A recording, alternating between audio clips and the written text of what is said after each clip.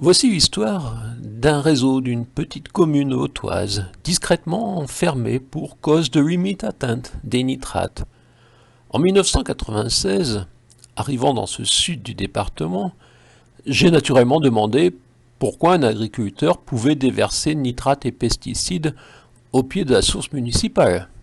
Ce qui m'a valu quelques déboires.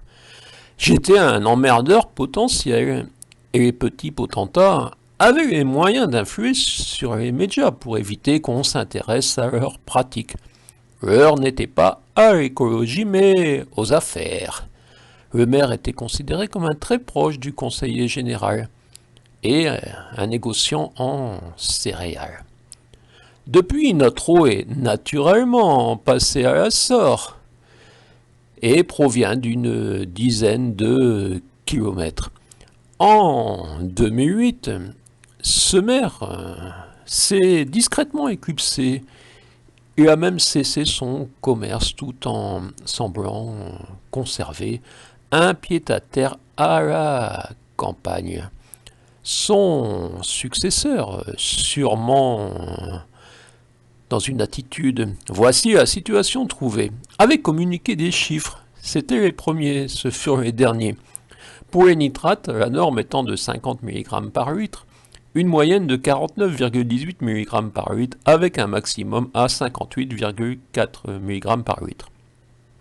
En 1998, la communication du conseil municipal notait « Service des eaux ».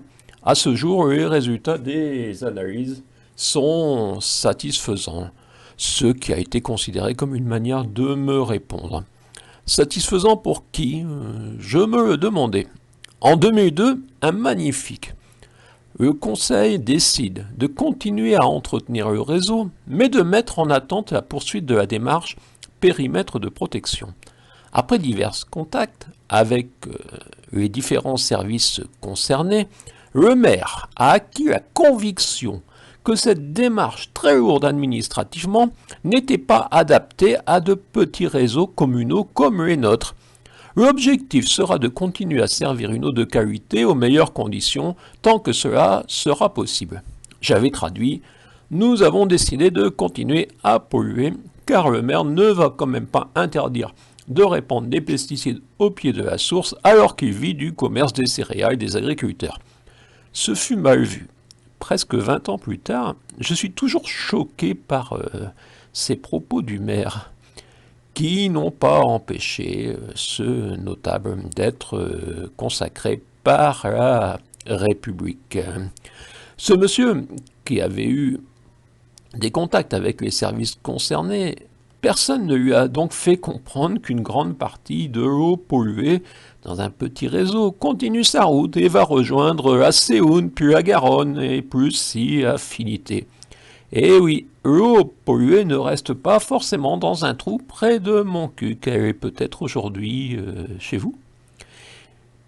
Ils étaient où, nos écologistes, à cette période? Ah oui, ils avaient des places dans la gauche plurielle, la gauche poubelle. Ils n'allaient quand même pas se soucier d'une petite station dans un trou près de Montcuq. Par décret du président en date du 13 juillet 2006, ce monsieur accédait au grade de chevalier de la Légion d'honneur. Peut-être effet médaille, au conseil municipal du 8 novembre 2006, dans le compte-rendu on remarque « Monsieur le maire rappelle au conseil municipal que la qualité de l'eau constitue un enjeu majeur de santé des populations et que la mise en place de périmètres de protection autour des points de prélèvement destinés à la consommation humaine constitue un outil réglementaire efficace de prévention des risques pour la santé publique. » Oui, ça me fait presque rire de lire ça. Aurait-il eu une révélation entre 2002 et 2006? Oui, c'est le même.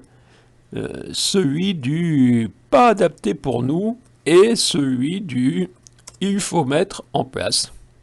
4 années d'écart. Jacques Dutronc aurait pu lui fredonner « je retourne ma veste ». Et il retournait sa veste, mais tout le monde devait faire comme si c'était toujours exprimé ainsi. Monsieur le maire rappelle. Aucune excuse à mon intention. Oui, j'avais eu tort d'avoir raison trop tôt, de l'exprimer avant eux. Le premier qui dit la vérité, il sera marginalisé. Et si la vérité devient trop visible, les notables feront comme s'ils se sont toujours souciés de la santé publique, plutôt que de leur fric. Mais pour la station d'eau, disons qu'il était trop tard. En 2006, tandis que les notables notabilisaient, j'avais contribué à la littérature cantonale en apportant un néologisme, résumant la mainmise sur le canton de son homme fort, M. Daniel Maury, la petite Mauritanie. Dès 1996, mon arrivée, un voisin âgé m'avait certes prévenu. « Oh, il faut pas chercher des problèmes au maire. Il a des relations avec son père. Vous l'avez pas connu, il a été maire durant 25 ans. » Son grand-père également, sûrement, puisque Frédéric, maire de 1908 à 1925, est dans le même caveau que Arthur, maire de 1952 à 1977.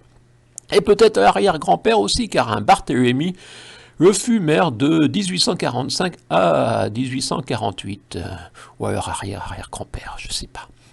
Je ne savais pas que ces gens-là avaient les moyens de marginaliser tout citoyen exprimant des préoccupations normales. Et oui, j'étais jeune. Même si je l'avais su, je me serais exprimé. On parlerait maintenant d'écologie, de lanceurs d'alerte. C'est autorisé dans notre département? Pas certain.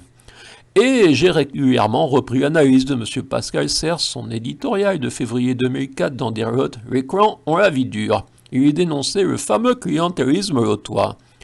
Ce que l'on a nommé le forisme, établi sur la faiblesse géographique et démographique du Lot, constitué par un clientélisme qui faisait dire que tous ont mangé dans la main du César républicain. Et oui, ce n'est pas moi qui ai écrit cela. En 2008, le maire suivant communiquait en décembre les analyses reçues avec, pour les nitrates, vous avez retenu la norme étant de 50, une moyenne de 49,18, maximum vu 58,40, et peut-être une forme de cynisme en commentaire-conclusion. Au moins une valeur a dépassé la limite de qualité, cependant la teneur moyenne reste conforme à la norme, mais oui, tout va bien. Pour les pesticides, pas de dépassement de la norme sur la période, mais aucune donnée sur la valeur. En 2009, compte rendu municipal toujours, compte tenu de la loi sur l'eau, des travaux de rénovation des réseaux qu'il faudrait mettre en œuvre, nous ne serons peut-être plus en mesure d'assurer ce service dans le cadre de l'affermage communal. Notre réflexion se porte sur l'éventualité d'adhérer au syndicat AEP du Quercy Blanc. J'aurais formulé autrement, compte tenu de la volonté manifeste de mes prédécesseurs de polluer les sources, nous allons fermer. Mais ce maire était membre du conseil municipal précédent. Et il s'agissait d'un agriculteur, certes, sans terre du côté des stations. Et en 2011, je devais écrire à l'Assor après avoir reçu 2 factures. Oui, il m'avait attribué 2 compteurs. Et ce fut un bordel monstre, les agents d'Assor parfois fermaient le réseau en pensant l'ouvrir et ne s'y retrouvaient pas dans les circuits. Depuis, l'accès aux installations est ouvert. Un temps, il y avait du matériel, puis il a disparu, sans que personne ne puisse dire ce qu'il en advint. Quelqu'un doit savoir. Parfois, des tracteurs viennent avec des cuves et se servent. Pourquoi de tout cela vous n'avez rien vu dans vos journaux? Ce serait bien de leur demander à ces représentants de la presse dite objective.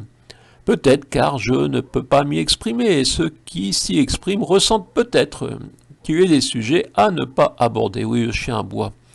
Malcolm X avait remarqué « Si vous n'êtes pas vigilant, les journaux arriveront à vous faire détester les opprimés et aimer ceux qui les oppriment. » Hervé Bourges, ancien président du CSA, interrogé par Jacques Chancel, émission diffusée le 27 mars 2005, notait « La presse régionale, qui est une presse indispensable, cette presse dite de proximité, mais n'a-t-elle pas beaucoup vieilli?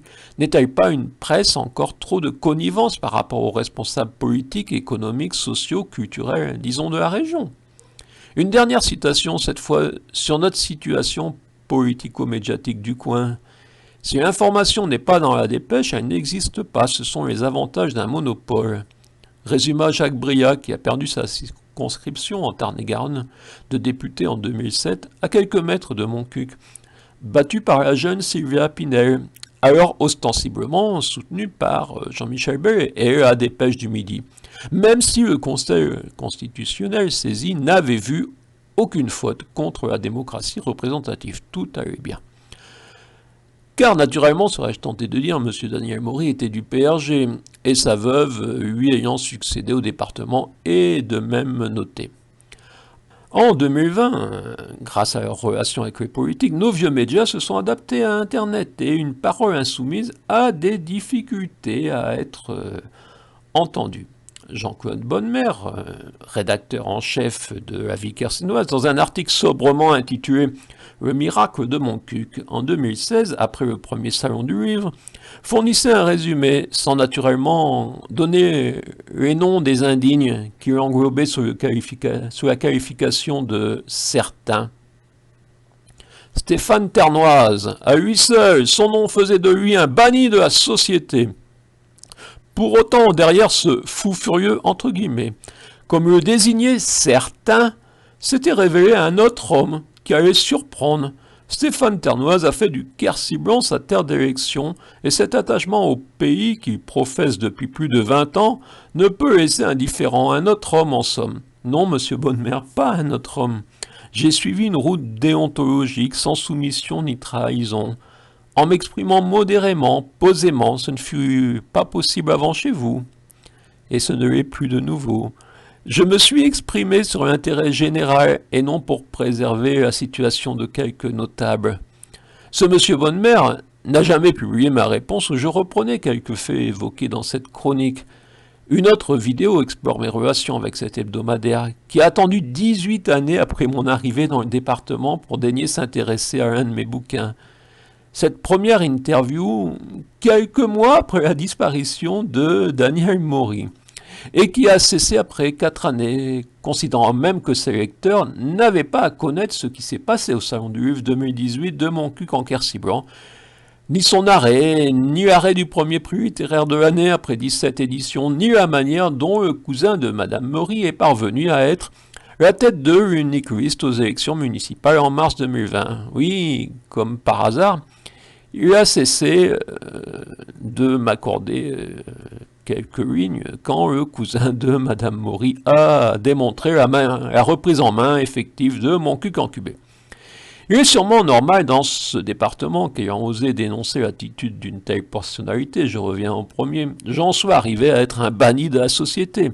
Le peuple n'avait pas à savoir que j'avais dénoncé une pollution ayant abouti à la fermeture de la station d'eau municipale. D'ailleurs, la commune n'existe plus, elle a été annexée par Montcuq lors d'une prétendue fusion.